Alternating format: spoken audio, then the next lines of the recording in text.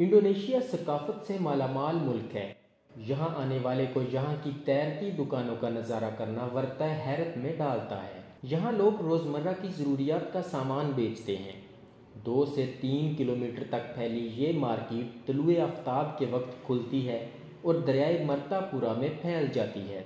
जैसे ही सुबह सुबह लोगों के आने का सिलसिला शुरू होता है तो यहाँ लोगों की गहमा गहमी शुरू हो जाती है। यहाँ आने वाले अक्सर अपना नाश्ता अपने साथ नहीं लाते, बल्कि नाश्ता यहाँ की तैरती दुकानों पर मौजूद होता है। लोग नाश्ते के साथ चाय या कॉफ़ी के मज़े भी ले सकते हैं। इसके साथ साथ खरीदी जाने वाली चीज़ों पर बहस होती है। यहाँ चीज़ें बेचने वाली 95% औरतें हैं जो अपने काम में बहुत पेशावर हैं।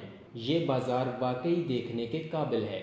ऐसी एक और मार्केट बंजरमासीन में भी वाक़ है, लेकिन ये वाली दुकानें सारा दिन खुली रहती हैं और आने वाले सयाहों के लिए दोस्ताना माहौल पेश करती हैं।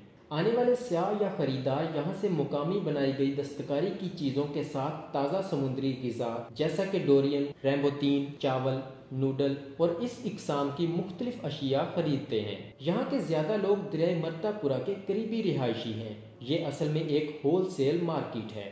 यहाँ आने वाले को एक और बात ज़हन नशीन करनी चाहिए कि यहाँ इस मार्केट के अलावा एक और मार्केट भी है जिसे मोरा कोइन कहते हैं। यहाँ जाने वाले को पहले ये सोचना चाहिए कि उसे किस मार्केट में जाना है। अक्सर लोग इस गलत फहमी की वजह से दूसरी मार्केट चले जाते हैं। यहाँ आने वाला अपने आप को इंडोनेशिया के सकाफती माहौल में पाता है। ये जगह फ़ोटोग्राफ़र के लिए भी पसंदीदा जगह है।